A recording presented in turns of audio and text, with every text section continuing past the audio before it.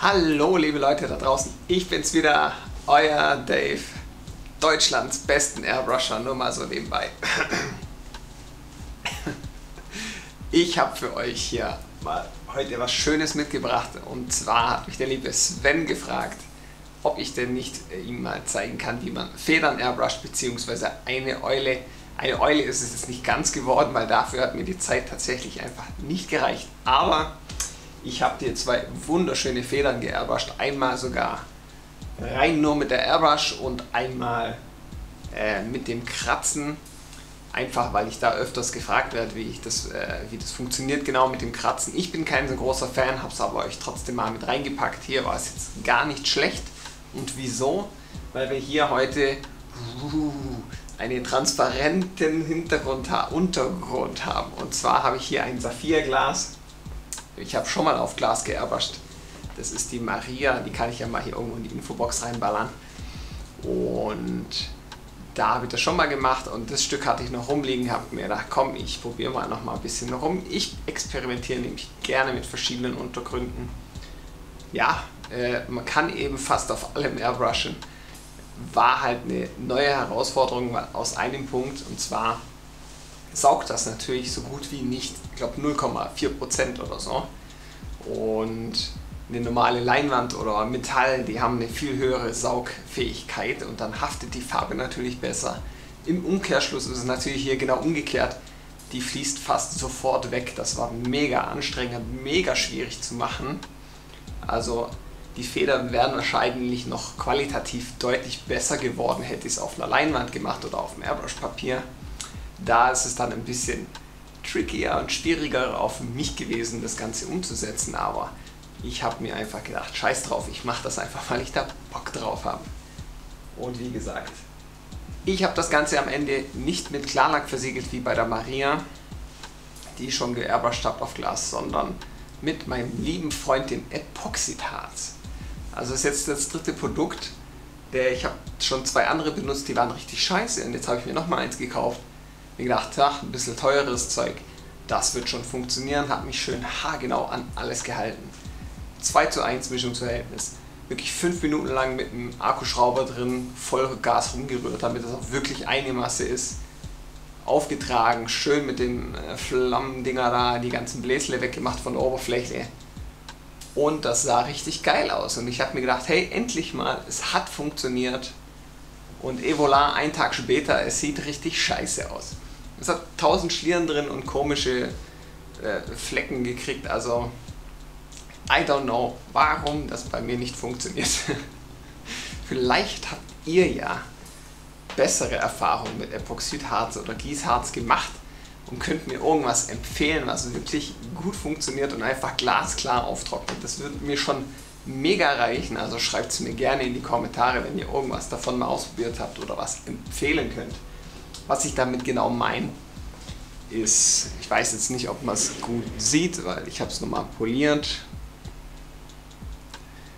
Na, ist natürlich ein bisschen, ach, da sieht man es jetzt, glaube ich, hier in der Reflexion vom Deckenlicht, wie das so ganz viele Schlieren drin sind. Das ist richtig scheiße.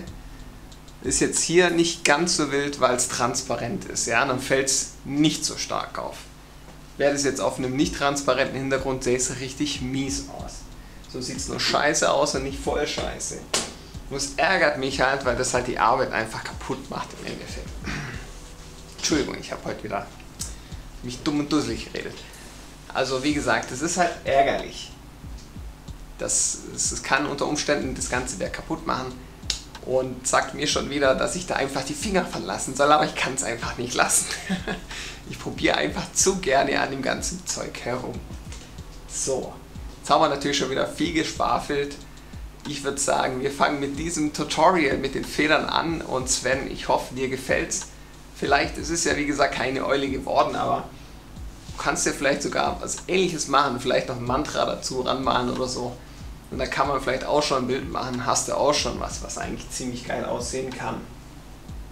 In dem Sinne viel Spaß mit dem Tutorial und reingehauen.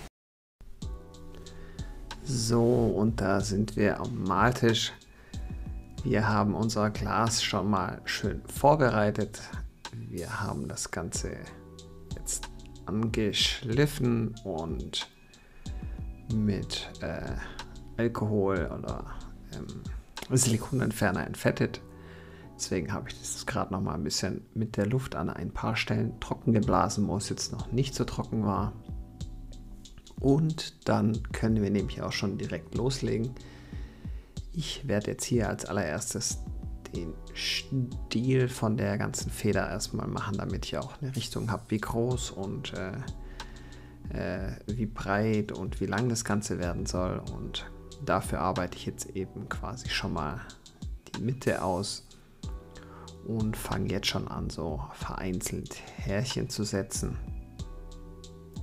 Bei der Arbeit auf dem Glas ist ja wie gesagt schon die Schwierigkeit, dass es sehr schnell abhaut, die Farbe, und eben kaum saugend ist. Deswegen war das eine ganz besondere Herausforderung und eine schwierige, tricky Sache. Deswegen habe ich auch da ein bisschen rumexperimentieren müssen. Auch hier jetzt am Anfang, das ist jetzt mit der Kurve und der Breite irgendwie noch nicht so ganz optimal, wie ich es gerne hätte. Da werde ich noch ein bisschen an Dicke und Breite rumexperimentieren. Auch generell, wie das Ganze aussehen soll, das mache ich jetzt hier auch wieder so ein bisschen improvisationstechnisch wieder mal am laufenden Projekt, wie man so schön sagt, am offenen Herzen. Da schaue ich einfach, wie sieht es aus, mache ich viele einzelne und kombiniere es oder mache ich mehrere Haare von dieser Feder. Und ja, man sieht hier teilweise ganz schön jetzt, wie die Farbe abhaut, weil ich da jetzt halt einfach zu viel Druck habe auf dem Kompressor für die Oberfläche.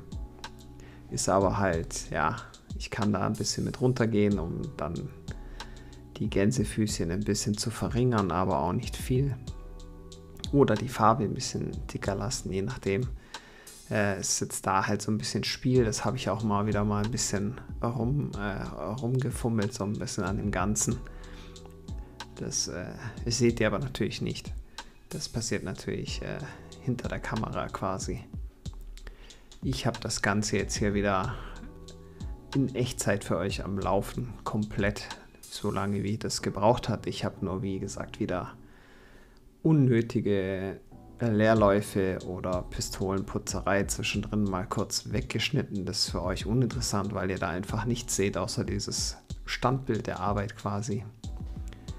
Warum Zwischenputzerei fiel? Aus einem einfachen Grund: die anderen zwei Airbrushes, das sind mir, und das habe ich mir die letzte Zeit schon gedacht, die Düsen ein bisschen, ja, es sah nicht mehr schön aus, das Spritzbild, und da ich die Nadeln immer wieder mit meinem Nadelschärfer da natürlich wieder schön in Form bringen und die gut sind, konnte es nur noch die Düsen sein.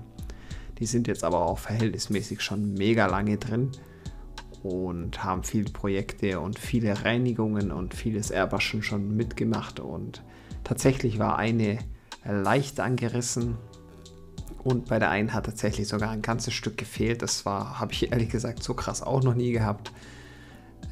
Das muss wohl bei der letzten Arbeit dann passiert sein, einfach ja, durchlaufbedingt und so, und ja, da musste ich jetzt erstmal neue Düsen bestellen. Deswegen habe ich irgendwann hier, wenn ich da mit dem Schwarz anfange, habe ich gemerkt, na, das funktioniert nicht gut.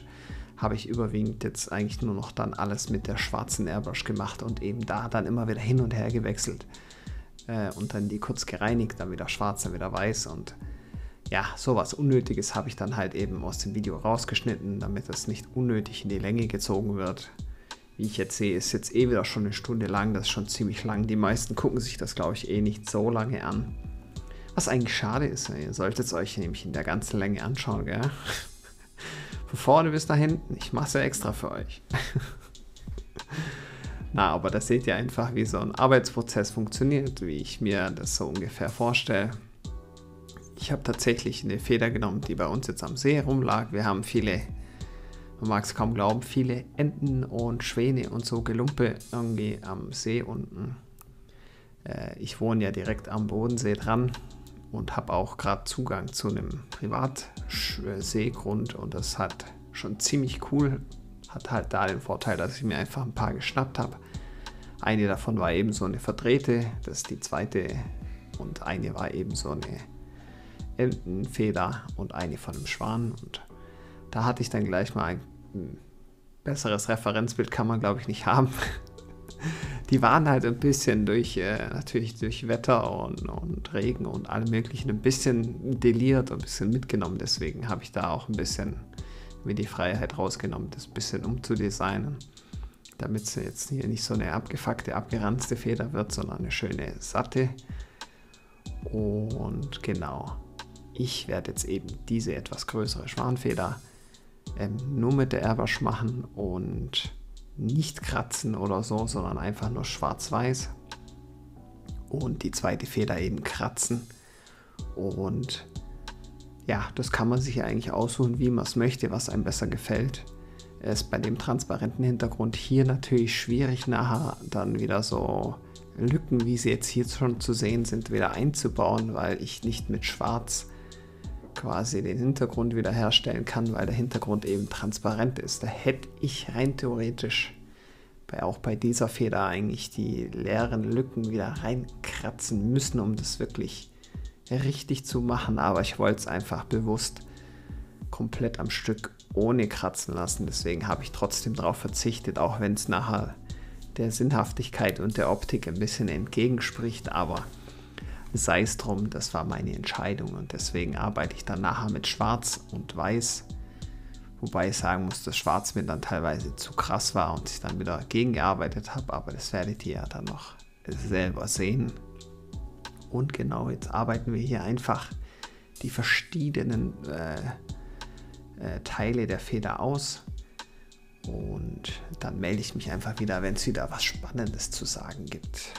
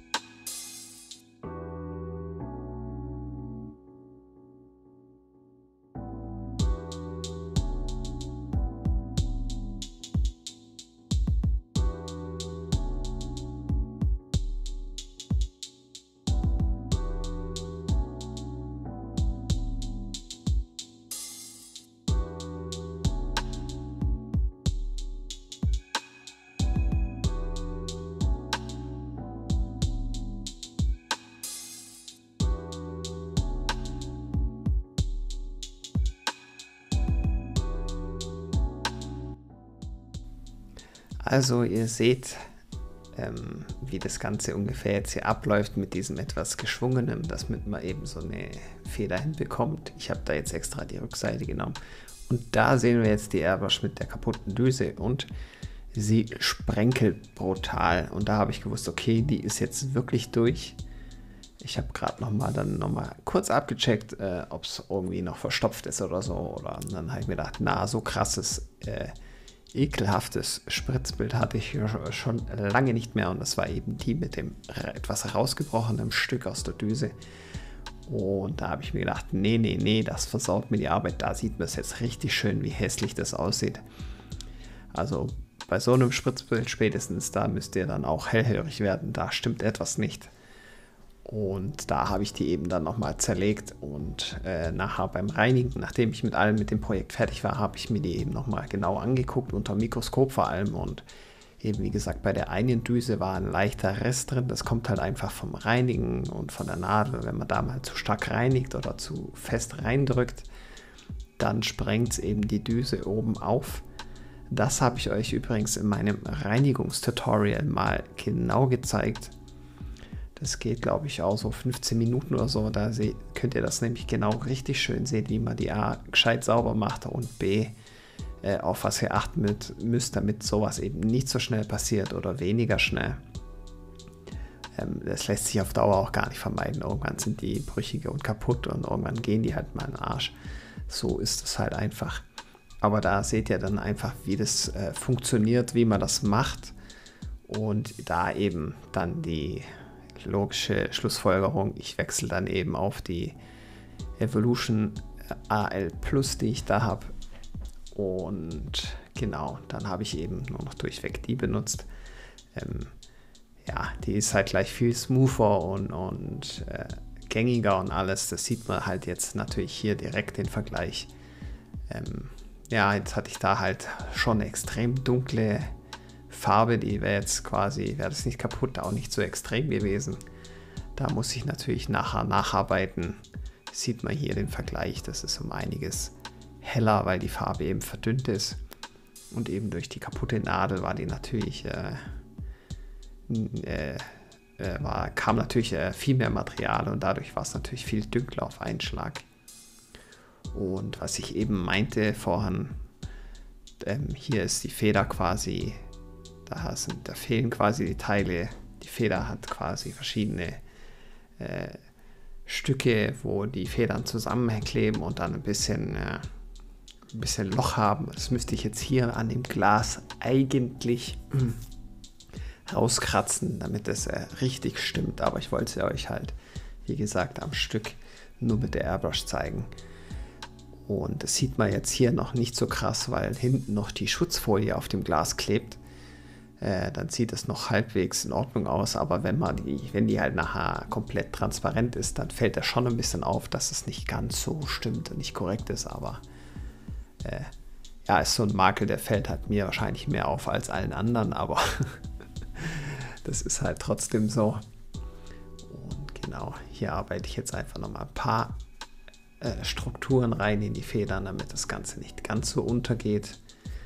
Wie gesagt, auf dem Glas war es schon deutlich schwieriger zu arbeiten und hat nicht alles ganz so funktioniert, wie es jetzt auf einer Leinwand zum Beispiel gemacht hätte. Da hätte ich ein bisschen filigraner, ein bisschen besser arbeiten können. Aber das ist gar nicht schlimm. Das war, wie gesagt, wieder mal ein Versuch und ein Projekt und das hat mir Spaß gemacht und deswegen finde ich das auch gar nicht schlimm und ihr könnt dabei sein und euch das anschauen und genau abchecken, was da wichtig ist und nicht.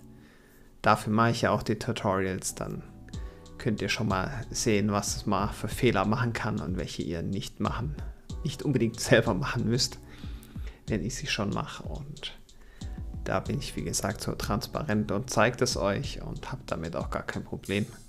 Es gibt ja viele Leute, die zeigen sowas nicht oder ungern, weil es gibt so viele Künstler, die dann nur Top-Sachen zeigen und ja, keine Fehler, man ist ja unfehlbar, aber das ist nicht der Fall. Jeder macht Fehler, jeder lernt noch dazu. Auch ich kann noch genug lernen in dem Thema.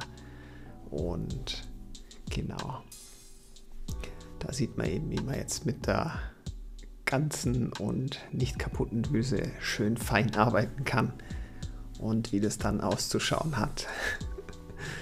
Und da müsst ihr dann halt drauf schauen. Wenn eure Airbrush nicht richtig funktioniert, dann Projekt aufhören, ein weißes Blatt Papier besorgen, erstmal da schauen, was stimmt nicht, wie sieht das Spritzbild auf, spritzt extrem oder hat es andere Probleme und dann Step by Step durchgehen, ist die Nadel vorne verstopft, sind die Sachen nicht richtig zugeschraubt, blubbert es dann irgendwo da aus dem Behälter oder und dann einfach Step by Step durchgehen und die Fehlerquelle finden und dann beheben oder neu kaufen und dann ist die Airbrush auch wieder einsatzbereit. Genau, da macht sie euch sonst keine Freude, dann ist die nämlich einfach sonst kaputt. Da sehen wir jetzt eben, die Feder ist auf dem Rücken gewesen, deswegen jetzt habe ich da die Rückenseite gemacht, einfach um das mit dem Stiel ein bisschen besser zu zeigen. Und auch hier wieder so ein bisschen ein Hin- und Herwechseln zwischen Schwarz und Weiß. Im Airbrush-Bereich macht man viele Schichtarbeiten, das ist einfach ein Teil davon, wo man gut arbeiten kann. Ich mache es einfach gerne, weil man da viele Details rausholen kann und viele andere Geschichten. Und auf dem Glas besonders nochmal ein bisschen schwieriger, da habe ich dann nochmal ein bisschen mehr mit Schicht auf Schicht arbeiten müssen. Aber man sieht langsam, in welche Richtung es geht und was das für eine Form annimmt und auf was ich im Endeffekt hinaus will. Wir haben auch hier wieder eine Licht- und Schattenseite. Rechts kommt das Licht, links ist dann immer ein bisschen Schatten. Wobei das natürlich bei der Federwölbung dann auch in sich noch ein bisschen Schatten hat, aber das seht ihr dann im Endprodukt. Und dann arbeiten wir nämlich genau so weiter.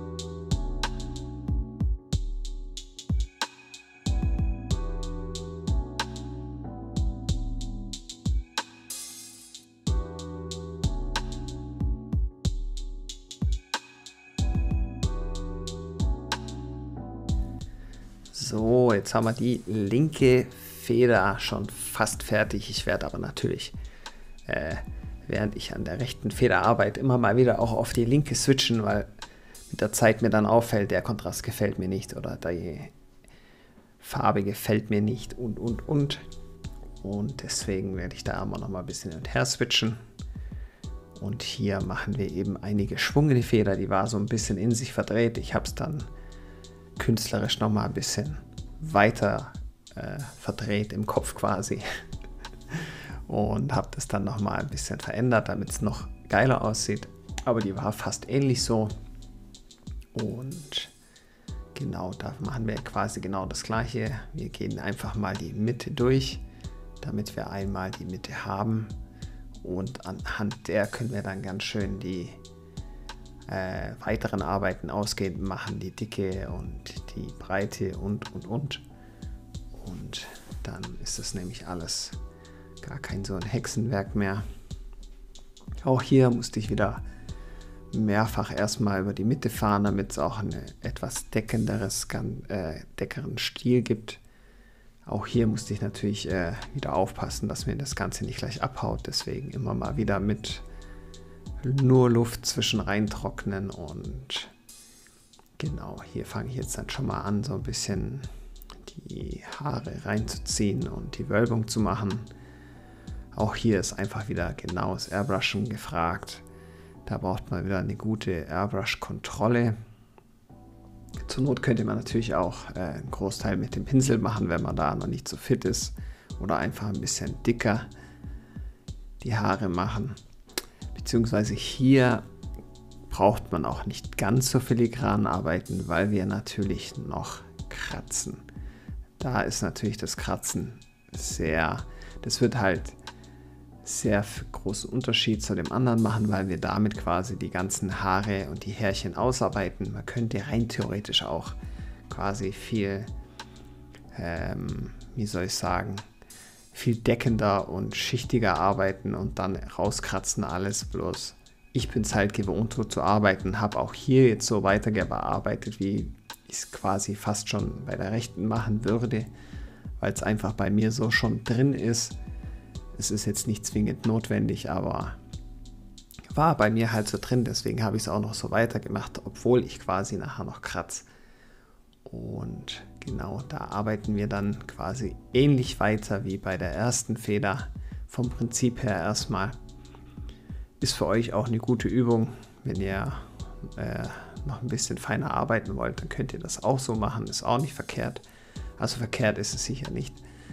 Und genau, da arbeiten wir dann jetzt eben die Feder genauso weiter aus. Und dann haben wir da einfach zwei verschiedene Versionen für euch. Ihr könnt es auch kombinieren und machen, wie ihr das denkt. Wenn ihr Bock habt auf Kratzen oder damit besser zurechtkommt oder mehr Details am Anfang rausholen könnt, könnt ihr das natürlich genauso machen. Kann jeder machen, wie er Bock hat. Das ist ja das Schöne. Ich zeige euch einfach nur, wie ich es machen würde oder wie ich da so vorgehen würde. Und ihr könnt das ja ganz individualisieren, das Ganze. Ich bin da ja auch nur quasi ein Wegweiser. Aber wie jeder das am Ende für sich macht, das kann er ja selber entscheiden. Das ist ja das Schöne an der ganzen Geschichte.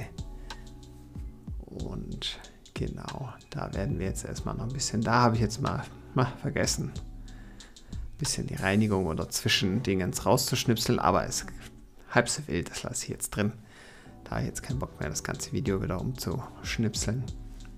Dafür laber ich jetzt hier großzügig drüber und red mir wieder meinen Mund fusselig.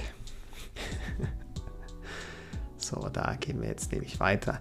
Die Feder ist oben so nach rechts verdreht gewesen.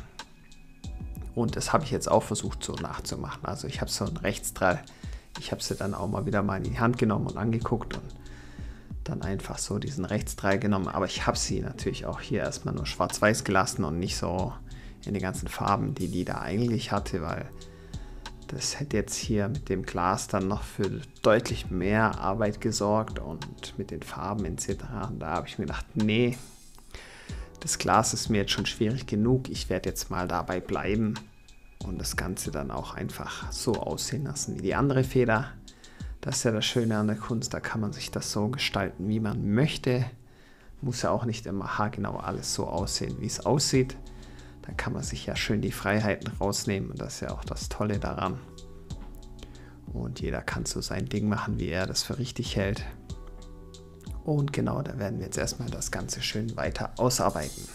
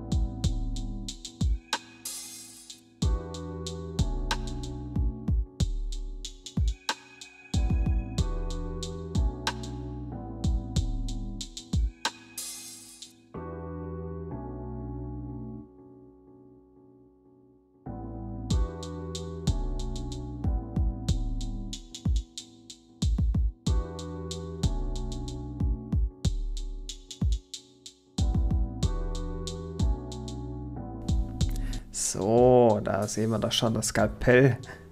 Genau, also wir haben jetzt das Ganze schon mal so ein bisschen vorgelegt. Hier spüre ich mal so ein bisschen rein, wie sich das Ganze hier so auf dem Glas von dem Ganzen kratzen lässt. Ich kann ganz gut mit dem Skalpell umgehen, aber wie gesagt, ich mache das dann eher zum Abmaskieren und zum Rausschneiden und so und eben nicht so zum Kratzen. Da muss ich eben auch noch ein bisschen schauen, in welchem Winkel ich das genau ansetze, so dass die Farbe auch, dass halt optimal gekratzt wird einfach. Und da schaue ich jetzt erstmal ein bisschen, dann werde ich noch ein bisschen mit den Farben. Ich werde auch über das Gekratzte mal wieder ein bisschen arbeiten und das Ganze dann immer wieder mal angehen. Und ja, man hätte die Feder auch so lassen können, wie sie ist, sah auch schon geil aus, aber wie gesagt, ich wollte die Option einfach mit reinnehmen. Dann habt ihr das Ganze auch mal gesehen. Und genau, da sieht man einfach, dass man da halt mit einer... Da mache ich jetzt quasi erstmal so einzelne, ganz dünne Striche, um so ein bisschen die Haardetails anzudeuten. Das, was wir quasi auch auf der linken Seite mit der Airbrush dann vereinzelt gemacht haben. Durch die ganze Geschichte hier wird es natürlich gleich viel präsenter, weil es natürlich gleich ganz starken Kontrast gibt. Deswegen versuche ich den nachher wieder ein bisschen mit der Farbe wieder ein bisschen leicht zu übersprühen, damit es nicht gleich ganz so krass wird. Ja, aber ich werde dann später doch noch mal ein bisschen mehr kratzen, einfach weil ich merke, dass es dann doch besser aussieht. Und genau, da seht ihr das Ganze. Natürlich Handschuhe anhaben ist natürlich hier wichtig, einfach wegen dem Fett, damit es da keine Fettrückstände auf der Oberfläche gibt. Da hebt auch das Epoxidharz nicht gut auf so einer glatten Oberfläche. Wenn dann Fettdapper von euren Fingern oder anderen Sachen drauf sind, dann haben wir natürlich das Problem, dass nachher entweder Lack oder Gießharz oder was auch immer einfach nicht gescheit hebt, Fettflecken, so Fettaugen gibt und so weiter. Und das war übrigens der Hund, der da zweimal ans Stativ geknallt ist. Das habe ich gar nicht mitgekriegt beim Arbeiten. Ist mir nachher erst bei der Aufnahme aufgefallen, weil ich es halt auch gehört habe. Ich habe natürlich hier Voice-Over und Sound drüber, aber da habe ich natürlich dann gehört, wie der Hund rumgestiefelt ist und einmal schön saftig dran geknallt ist. Da habe ich natürlich erstmal drüber schmunzeln müssen, weil mir es im Eifer des Gefechts gar nicht aufgefallen ist. Aber wie wir hier sehen, eben, wir fahren jetzt ein bisschen wieder drüber über das Gekratzte, nehmen da wieder ein bisschen was raus. Wobei ich am Ende nochmal die Außenlinie sehr stark mit dem Skalpell definiere und auch nochmal diese eben sogenannten Zwischenräume, wie bei der linken Feder, die ich da mit Schwarz andeute, dann da nochmal vermehrt rauskratzt, damit das nochmal mehr sich abhebt. Und da meine ich das, dass ich immer wieder mal dann zwischen den hin und her switche, wenn ich merke, so, es sieht doch ein bisschen noch zu verwaschen aus oder da fällt mir der Kontrast nicht. Also es passiert bei mir sehr häufig, dass ich da immer so hin und her springe. Das sieht man natürlich auch bei den Zeitraffer-Videos nicht so stark, weil es da so schnell beschleunigt ist. Aber das mache ich doch ganz gerne. Da immer so ein bisschen hin und her springen.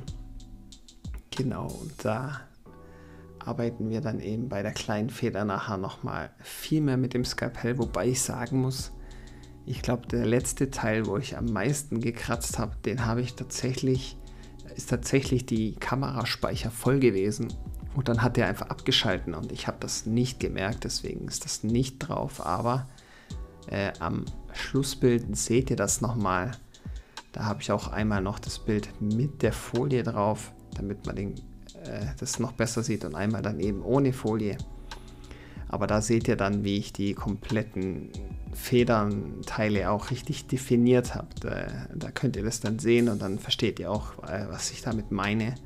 Aber da war natürlich die Kamera so, nee, kein Bock mehr, ausgeschalten und das ist jetzt nicht gerade unbedingt laut und wenn ich dann nebenher noch irgendwie Musik höre oder so, dann kriege ich das selten mit. Ist mir sogar schon öfters mal passiert. Man könnte ja meinen, man lernt draus, aber man macht es ja doch oft nicht und deswegen fehlt das letzte Stück leider ein bisschen, verzeiht mir das. Aber das ist auch ehrlich gesagt nicht ganz so wichtig. Ihr habt ja im Großteil hier schon gesehen, wie das Ganze zu funktionieren hat und wie das funktioniert und Genau, da fummel ich doch wieder viel mehr an der anderen Feder rum als an der anderen. Und dann ist das eben immer so ein Wechsel. Und wir sehen auch im Hintergrund schön den Glasreiniger. Deswegen habe ich gleich mal am Anfang Werbung durch Produktplatzierung reingepackt, weil ich vergessen habe, den aus dem Bild zu stellen auch. Das war einfach hingestellt, benutzt zum Zwischenreinigen mal und. Und dann gedacht, so Kacke, vergessen. Na egal, wird halb so schlimm sein. Man sieht ja kaum das Logo, Gott sei Dank. Aber den benutze ich zum die am Ende mal durchpusten, bevor ich die dann ins Reinigungs-Ultraschallbad reinlege. Das ist übrigens auch bei dem Reinigungsvideo mit dabei und da kommt bei mir immer ein Schluck Glasreiniger rein. Der besteht ja aus Großteil nur aus Alkohol und der löst die Farbe halt mega gut an und macht die Airbrush eigentlich super sauber und ist im Verhältnis zu offiziellen Reinigungsmitteln von den verschiedenen Airbrush-Herstellern natürlich nur ein Bruchteil so teuer. Also was kostet da die 1,5 Liter Pulle oder Liter Pulle, was es da ist? Was kostet die? 1,50 € oder 2 und so ein 250 Milliliter Reiniger kostet irgendwie 6 oder 7 Euro. Das steht gar kein Verhältnis. Also schaut es euch gerne an, dann könnt ihr einige sparen. Und genau da werden wir jetzt eben die Feder wieder ein bisschen ausarbeiten und eben wieder kratzen. Und da werde ich immer wieder mit Schicht und Schicht arbeiten, einfach weil es mir teilweise auch einfach nicht gefällt von der Optik. Dann arbeite ich wieder ein bisschen drüber und. Das ist eben so ein Prozess, der bei dem Ganzen einhergeht.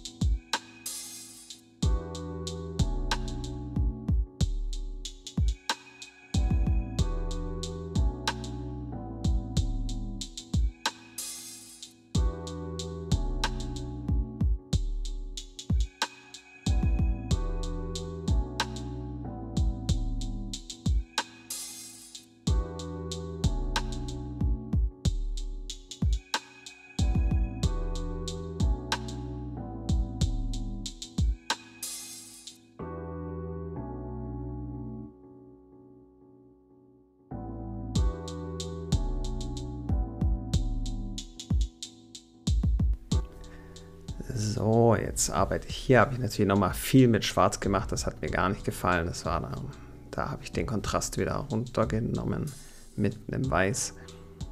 Und wir kommen jetzt auch hier schon langsam zum Ende. Wie gesagt, das letzte Stück mit dem Kratzen an der Feder, das fehlt leider. Das habe ich natürlich, da ist die Kamera ausgegangen. Das habe ich dann vergessen oder konnte es nicht weiter aufnehmen. Ist jetzt nicht mehr viel, ist quasi noch die Außenlinie von den Federn, aber dafür zeige ich euch das Ganze jetzt gleich noch einmal in groß. Dann könnt ihr das euch nochmal genauer anschauen und zur Not einfach Pause machen, dann seht ihr das genauer nochmal. Dann eben das Ganze mit abgezogener Folie und dann noch viel Spaß beim Airbrushen und wir sehen uns und hören uns gleich wieder.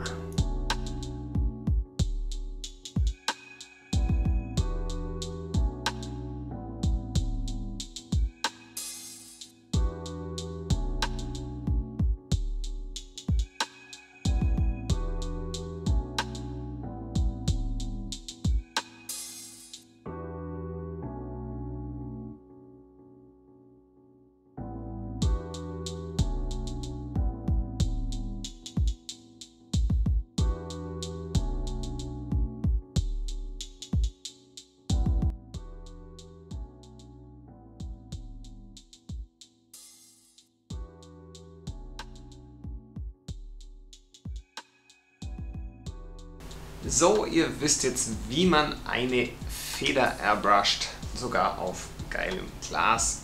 Ich meine, das kann nicht jeder von sich behaupten. Wenn euch das Video gefallen hat, dann unterstützt mich gerne wie immer mit einem Like, einem Abo, einem Kommentar, alles was den Kanal pusht. Wenn ihr das Bedürfnis, den starken Drang verspürt, mich auch noch finanziell zu unterstützen, könnt ihr das auch gerne machen. Via PayPal oder Patreon, beides in der Infobox.